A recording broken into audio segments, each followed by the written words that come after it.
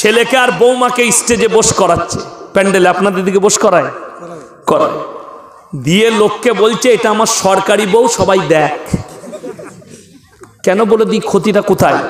যখনই বউকে পাশে বস করাবেন প্যান্ডেলে, গাদা কুটুমজন আসবে, পাড়ার লোক খেতে আসবে, আর পাড়ার ছেলেরা এসে বলবে মালটা কেমন পেয়েছে।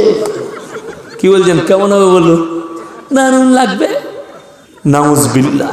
তোমার বিবি তার চেহারা অন্য কেউ দেখবে না, তোমার অর্ধাঙ্গিনী তাকে লুকিয়ে দাও। আমার ভাই আল্লাহর কসম করে বলছি, মায়েরা শোনো, ওয়াদরিব খুমুরিহিন্না আলা জুনুবিহিন, হে নারী পর্দা নির্ধারিত করো, তুমি কোনোদিন ধর্ষিতা হবে না। 100টার মধ্যে 99টা মেয়ে যে জাহান্নামে যাবে, এদের মধ্যে 90টা মেয়ে খালি জাহান্নামে যাবে বেপর্দার কারণে। বেপর্দার কারণে আমি অনুরোধ করছি, আমার মতো বক্তাকে দাওয়াত দিলে কমপক্ষে মেয়েদিকে ফুল প্যাকটাপ করে দিবেন। আমি আজকে আপনাদের ভালোবাসায় বায়ান করে ফেললাম, না হলে স্টেজ ছেড়ে চলে যেতাম। আমি এক জায়গায় স্টেজ ছেড়ে পালিয়েছি, বায়ান করবো না, ঢাকো। তারপরে ইসলামে নারীদের একটা বড় মর্যাদা দিয়েছে। আমার ভাই, যেমন আজকে এত সমাজ খারাপ, একসাথে একটা প্যান্ডেলের মধ্যে ছেলে মেয়ে একসাথে খায়, খায় না খায় না? আমরাও খাই। আজকে জানেন দুঃখের বিষয় বলি, আজকে আমি 12টা বছর বিয়ের প্যান্ডেলে বিয়ের দাওয়াত খাওয়া ছেড়ে দিয়েছি। আমার পরিবারের লোক, আমার আত্মীয় স্বজন আমাকে অহংকারী মনে করে, যেই মৌলবি বড় বক্তা হয়েছে ওই জন্য অহংকার। আল্লাহর কসম আমার মধ্যে এতটুকু অহংকার নেই। আমার সাথীরা জানে আমি আজকে সেই ইয়াসিনটা আছি, আমার পড়ার জীবনে যে ইয়াসিন ছিলাম।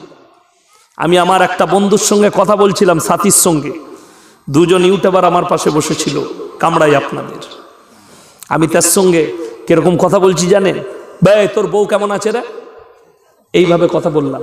সে বললে, ইয়াসিন ভাই তুমি ওই রকমই আছো। আমি এখন ওই রকমই আছি। তাদের কাছে আমার কোনো অহংকার আল্লাহ দেয়নি জীবনে, কিন্তু আমি যাই না এই পাপগুলোর কারণে। আমার মায়েরা বোনেরা এমন পোশাক পরে প্যান্ডেলে যায়, শয়তানু এদিকে দিকে লজ্জা পায়, অথচ ইসলাম নিষেধ করেছে। যদি তোমার ওয়াকাত না থাকে দুটো প্যান্ডেল করার, মেয়েদিকে দাওয়াত দিবে না, শুধু অনলি ফর বাড়ির পুরুষরা খেতে যাবে।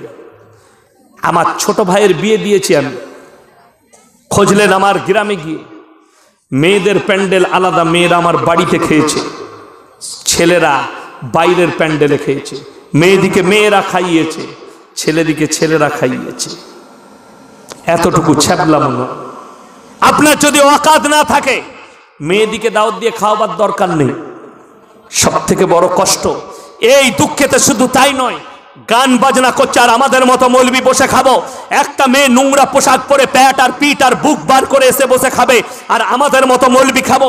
আমি আল্লাহকে জবাব দিতে পারবো না।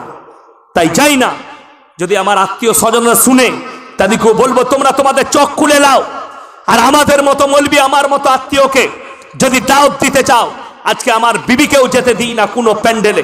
আজ চ্যালেঞ্জ ছুড়ে বলে যাচ্ছি, আপনারা আমার কাছের মানুষ, মুসলমান ভাই, আমার বর্তমানে ঠিকানা বলে দিচ্ছি, গলসি থানা, গ্রামের নাম পুরসা। আপনি চলে যাবেন আর জিজ্ঞেস করে আসবেন, আমাদের বাপ বেটা, আমার মা, আমার স্ত্রী এবং আমার ঘরের আমার 3টে ভাইয়ের আরো বউ, আমাদের ঘরের বউরা কেউ যদি প্রমাণ করতে পারে যে আমার গ্রামের কোনো বড় লোক থেকে গরিবের কারুর বিয়েতে বসে প্যান্ডেলে খেয়েছে, প্যান্ডেলে খাওয়া তো দূরের কথা, কোনো বড় লোকের হিম্মত নাই যে আমাকে দাওয়াত দেয় যে তোমার বউকে প্যান্ডেলে পাঠাবে, তাকে জুতো করে মারব। তার হিম্মত নাই যে বলি যে আপনার বউকে পাঠাবেন প্যান্ডেলে খাবে। সে আমার কাছে জুতো খাবে যত বড়ই ধনী হোক। যেহেতু আমার স্ত্রী সম্মানী, পর্দা নসিবা, সে কারুর প্যান্ডেলে খেতে যাবে না। তোমার যদি দাওয়াত খাওয়াবার মন হয়, আমার বাড়িতে খানা পৌঁছে দাও, তা না হলে তোমার বাড়িতে পার্সোনাল আমার বউকে বসিয়ে খাওয়াতে হবে। বড় কষ্ট লাগে, ওই জন্য আমার বিবিকেও নিয়ে যাই না, আমি নিষেধ করেছি। অনেকজন মনে করে আমার বিবির জন্য, মনে করে আমার পরিবারের লোক, আমার শ্বশুর ঘরের লোক, অনেকজন মনে করে যে এরকম মৌলবীর সাথে বিয়ে হয়েছে বলে অহংকারী হয়ে গেছে। আমার স্ত্রীরও অহংকার নেই। আমি খালি তাকে বলেছি, এই 4 দেওয়ালের ভেতরে আমার কাছে জীবনটা কাটাও, আল্লাহর কসম পরকালের জীবনটা তোমার সুন্দর হবে। আমি জান্নাতে যেতে পাই বা না পাই আল্লাহ বিচার করবেন, কিন্তু তুমি যদি এই স্বামীর কাছে, পৃথিবীর মানুষের কাছ থেকে চেহারাকে লুকিয়ে আমার কাছে জীবনটা অতিবাহিত করতে পারো, আল্লাহ তোমাকে এটার বাদাউলাতে জান্নাত দেবে। নামাজ পড়ো, রোজা রাখো, কাঁদো আল্লাহর কাছে। আমরা বুঝি না, আজকে বড় কষ্ট লাগে বলুন। আমরা পর্দা কাকে মনে করেছি? একটা মেয়ে গায়ে চাদর নিয়েছে, সেটার নাম পর্দা দিয়েছি। একটা মেয়ে হিজাব পড়েছে, সেটার নাম পর্দা দিয়েছি। একটা মেয়ে বোরকা পড়েছে, সেটার নাম পর্দা দিয়েছি। না, পর্দা সম্পর্কে আপনার জানা নেই। অনেক মায়েরা শুনেলেন, মেয়েরা কেন জাহান্নামে বেশি যাবে? যখনই একটা মেয়ে নোংরা পোশাক পরবে, তার উপরে পুরুষদের কিন্তু আকৃষ্ট হয়, হয় না? হয় না? কতগুলো কমেন্ট করে শুনেলেন। আর আমি নারী পুরুষ সকলকে বলছি, আমাদের জীবনে 100টা পাপের মধ্যে 90টা পাপের জন্য দায়ী হচ্ছে আমাদের চোখ। চোখের দ্বারা একটা মেয়ে ধরলেন নোংরা পোশাক পরেছে, তার দিকে একটা যুবকের চোখ গেল, সেই যুবকটার মনে মনে হলো এই মেয়েটাকে ব্যভিচার করতে পারলে ভালো।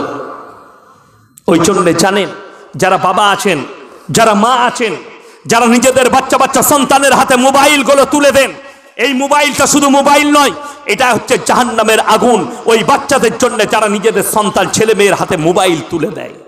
আমি একটা জলসায় বলেছি, আমাদের রাজ্য সরকার 10,000 করে টাকা দিয়েছে ট্যাব কেনার জন্য। মোবাইল, ওটা মোবাইল নয়, ব্যভিচার করার রাস্তা বার করে দিয়েছে। 100টা স্কুল কলেজের ছেলের মধ্যে, ছেলে মেয়ের মধ্যে 90 জন বিবাহের আগে তাদের যৌবনকে শেষ করে দিচ্ছে। তার দলিল আছে আমার কাছে, প্রমাণ। সেদিনে একটা ছেলে ফোন করেছে কেরলা থেকে, হুজুর আমার একটা সলভ করে দিতে হবে। কি হয়েছে বাবা? বিপদে আছি, গোসল করে বেরোচ্ছি, নামাজ পড়বো, কিন্তু আমার বুঝতে পারছি আমার বীর্য বেরিয়ে যাচ্ছে। আমি তাকে বললাম তুমি হস্তমুগ্ন করো। সে সঙ্গে সঙ্গে বললে, হুজুর আপনি কি করে জানলেন? আমি বোকা, আমরা মৌলবীরাও আরবি কিতাব পড়েছি, মাসলা মাসাইল সব আছে।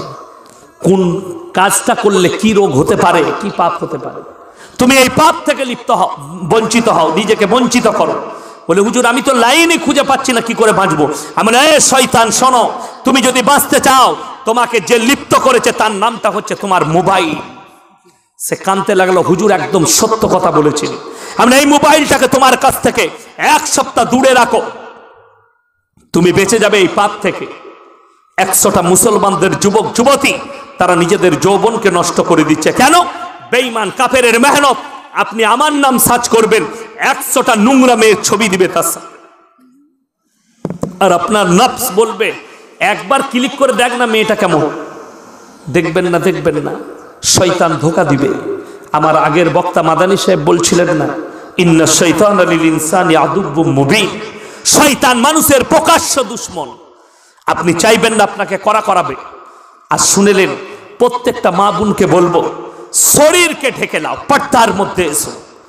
জাহান্নামে যাবে তোমরা যারা এখনো পর্যন্ত আমার আল্লাহকে চিনতে পারেননি। আমি আপনাদেরকে বলে যাই, হাত তুলে বলুন আমরা কেউ নামাজ কাজা করবো না। জোরে বলুন ইনশাআল্লাহ। যারা নামাজি হয়ে যাবে, 5 ওয়াক্তের নামাজ যারা পড়বে, আমার ভাই তারা সব থেকে যে জায়গা থেকে বাঁচবে জানেন?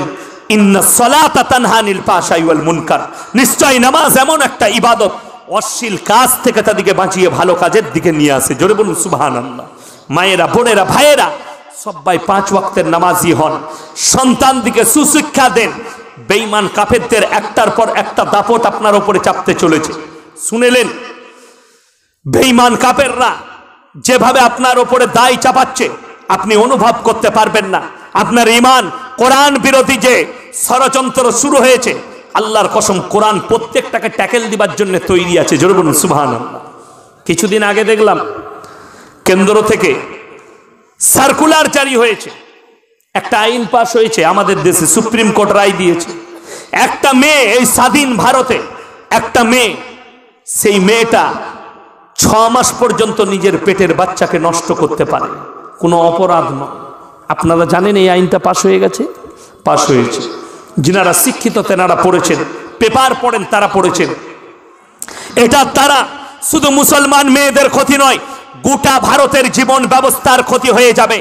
এই টাউনে কুসমুন্ডি বাজার থেকে গঙ্গারামপুর, বুনিয়াদপুর, রায়গঞ্জ যতগুলো বাজার আছে আর যেগুলোতে ডাস্টবিন রাখা আছে, ওই ডাস্টবিনগুলোতে আর ময়লা থাকবে না, ওগুলোতে ভ্রূণ আর বাচ্চা পড়ে থাকবে।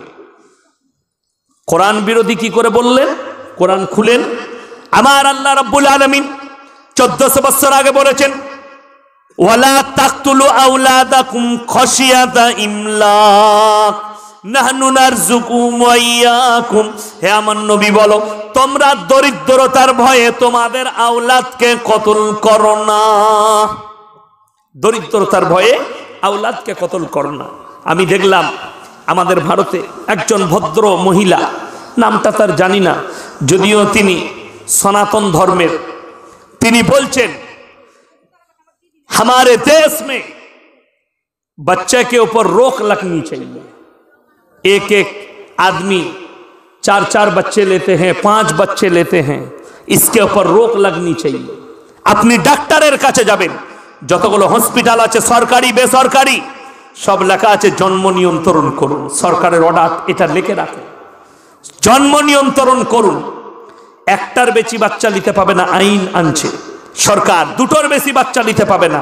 শোনো, এই সোচটা, এই ভাবনাটা যদি তোর বাবরা নিত, তোরা দুনিয়ার মুখ দেখতে পারতিস না।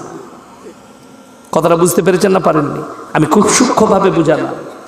কবিগুরু রবীন্দ্রনাথ ঠাকুর বাপের 9 নম্বর সন্তান, ভাই বোনদের মধ্যে 14 নম্বর। তিনি কবিগুরু রবীন্দ্রনাথ ঠাকুর এত বড় জ্ঞানী, তিনি সম্মানী ব্যক্তি। 14টা তিনার মা বাপ ভুল করেছে, বড় কষ্ট লাগে, দুঃখ লাগে। যারা বলছে এখন নতুন সিস্টেম উঠেছে, শুনেলেন শিক্ষিতদের মুখে শুনতে পাবেন, যারা শিক্ষিত গুয়ার আছে তারা বলছে ছোট পরিবার সুখী পরিবার, বলছে না বলেনি? ওই জন্য বৃদ্ধ বৃদ্ধাশ্রম তৈরি হয়েছে। ছোট পরিবার সুখী পরিবার, একটাই ছেলে মানুষ করে ডাক্তার করেছে, ছেলের বিয়ে হয়েছে, মা বাপ বুড়ো হয়েছে, তাকে বৃদ্ধ বৃদ্ধাশ্রমে রেখে এসছে। কি বুঝলেন? 5টা বেটা থাকলে একজন ভাত না দিলে আর একজন দিবে, দিবে না দিবে না? একজন না দেখলে আর একজন দেখবে। আর একটা বেটা যদি নেয় আর বউকে যদি অপারেশন করে দেয়, আর যদি খুদা না খাস্তা ছেলেটা মরে যায়, তোর নাম হবে 8 কুড়ো। আপনারা কি বলেন? 8 কুড়ো বলেন না? 8 কুড়ো।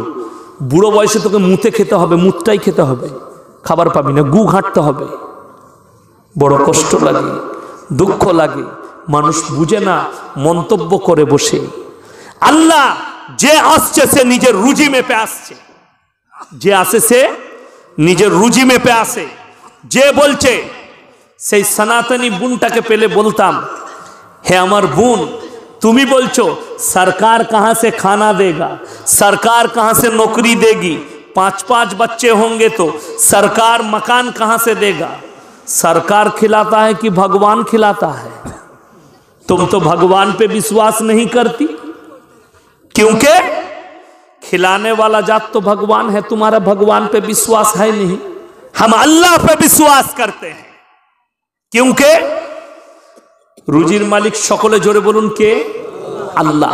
আপনি শুধু বাহানা, বাপ বাহানা, মা বাহানা, রুজি দান করেন কে? সকলে জোরে বলুন আল্লাহ। তার প্রমাণ দিই, সকালবেলায় কুসমুন্ডি বাজারে চলে যাবেন, টাউনে সকালবেলায় গঙ্গারামপুরে যাবেন, 100টা বড় লোক 100টা কোটিপতি আন্ডার প্যান্ট পরে ছুটছে। কলকাতায় যারা থাকে তাদেরকে জিজ্ঞেস, কি হলো ভাই? বলছে 600 গয়কার র। কি সুগার? ডাক্তারে বলেছে 3.5 কিলোমিটার ছুটবি সকালবেলায়। কেউ কেউ আবার বউকে সাথে করে লিখে হাঁটছে। কি হলো? বলে বউয়ের সুগার হয়ে গিয়েছে। লে কোটিপতি দিনের বেলায় দিন গেলে লাখ টাকা ইনকাম করে, কিন্তু ডাক্তারের কাছে লিস্ট নিয়ে গেছে, দেখি রিপোর্টে কত? ওরে বাবারে 430 খালি পেটে। স্যার খাবারের লিস্টটা দেন, কি কি খাবো? বলে সকালবেলায় 1 কাপ বিনা চিনির লাল চা খাবি। দেখবেন অনেক সুগারের রুগী দোকানে গিয়ে কি বলে, বিনা চিনি চা দে তো। বলে না, বলেন না। তাকে জিজ্ঞেস করুন, ভাই বিনা চিনির চা ভালো লাগে? দেখবেন যাদের সুগার হয়েছে তারা বলবে খেয়ে দেখ দারুণ লাগে। আর আমি বলছি ছাগলে মুখ দিবে না, ওইটা ফেরে পড়ে ভালো লাগছে। বুঝতে পেরেছেন? পারেন না কেন ভালো লাগছে? ফেরে পড়ে সুগার হয়েছে বলে। তা নাহলে বিনা চিনি চা কখনো ভালো হয়? কি বলে সকালবেলায় 1 কাপ বিনা চিনির লাল চা খাবি। যদি বলেন স্যার একটা দেশি মুরগির ডিম সিদ্ধ, বলে ছুতে পাবি না। কি খাবো স্যার? বললে 2টো ক্রিম কেক আর বিস্কুট নেবে, তা নাহলে 1 মুঠো সাদা চিড়ে ভাজা, মশলা বলা চলবে না, সাদা। তারপরে কি খাবো স্যার? বলে বেলা 10টার সময়, 11টার সময় ভাত খাবে 1 কাপ চালের মাপা ভাত, 1 কাপ মেপে চাল নিতে বলবি বউকে, ওই যেইটুকু ভাত হবে ওইটুকু। তার সঙ্গে কি কি খাবো? গরুর মাংস বললে ছোঁয়া যাবে না, মুরগি বললে ধারে পাশে যাবি না, খাসি বললে স্বপনে ভাববি না কি খাবো সার, বলে খালি করলা ভাজি আর ভেন্ডি সিদ্ধ খাগা। এটা কিন্তু কোটিপতির ক্যাললিস্ট বললাম, কোটিপতি। আর গরিব মানুষ রিক্সা চালায়, গাড়ি লোড করে, যে যতটাই আমি আল্লাহর রুজি মেপেছি, হোটেলে বসবে, কাবাব বলো গোস্ত বলো ভুনো মুখিয়ে খেলে আবার চলে যা, বাজবিজ করতে হবে না। জোরে বলুন না সুবহানাল্লাহ। কেন বললাম? কোরআন শুনেলেন। হযরতে জাকারিয়া মরিয়মকে বলছেন, ক্বালা ইয়া মারইয়ামু আন্না লাকি হাদা, ওগো মরিয়ম, এই সমস্ত ভালো মন্দ আকরণ মুনাক্কা কাজু কিশমিশ পেস্তা বাদাম কোথা থেকে পাচ্ছ? মরিয়ম উত্তর দিলেন, ক্বালাত হুয়া মিন ইনদিল্লাহ ইন্নাল্লাহা ইয়ারযুকু মান ইয়াশাউ বিগাইরি হিসাব। আল্লাহ যাকে ভালোবাসেন, আল্লাহ যাকে পছন্দ করেন, তাকে বেসুমার রিজক দান করেন। কোথা থেকে দেব, কেমন করে দেব, আমি আল্লাহ ছাড়া পৃথিবীর কেউ জানে না। সবাই আল্লাহর উপরে ভরসা করবো, জোরে বলুন ইনশাআল্লাহ। তার আরো একটা বড় দলিল, পৃথিবীর মানুষের জন্য দৃষ্টান্ত। আমার নবীজি মায়ের পেটে, তখন তিনি বাপ হারা, আর যখন 6 বছর বয়স, নবীজি নিজে বলছেন, আইনা সাত্তা সিনিন, আইনা সাত্তা সিনিন, মাই যাব 6 সাল কাতা। আমি যখন 6 বছরের শিশু, আমার মা আমিনার সাথে আমি রাস্তায় সফর করে ফিরছি, একটা জায়গার নাম হচ্ছে মাকামে ইবুয়া, সেখানে এসে আমার মা আমিনা ইন্তেকাল করেছেন। আমার মা ইন্তেকাল করেছে 6 বছর বয়সে। নবীজি সাল্লাল্লাহু আলাইহি সাল্লাম বাপ হারা মা হারা হলেন। আল্লাহর কসম, আল্লাহ তিনাকে পৃথিবীর আদি থেকে অন্ত পর্যন্ত সৃষ্টির শ্রেষ্ঠ করলেন। জোরে বলুন সুবহানাল্লাহ। ওই জন্যে ইজ্জতের মালিক আল্লাহ, রুজির মালিক আল্লাহ।